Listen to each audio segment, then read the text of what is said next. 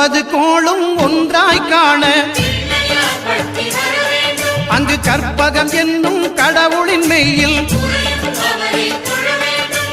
9 கோளும் ஒன்றாய் காண அங்கு கற்பகம் என்னும் கடவுளின் மெய்யில் சூரியன் முதலாய் 9 கிரகமும் பலவித குணங்களை கொண்டிருக்கும் எங்கள் கற்பக தருவில் அவை வரும்போது ஒன்றாய் சேர்ந்து பலனளிக்கும்.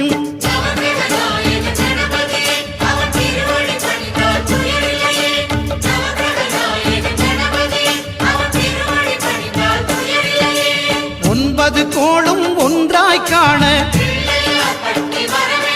அங்கு கற்பகம் என்னும் கடவுளின் மெய்யில்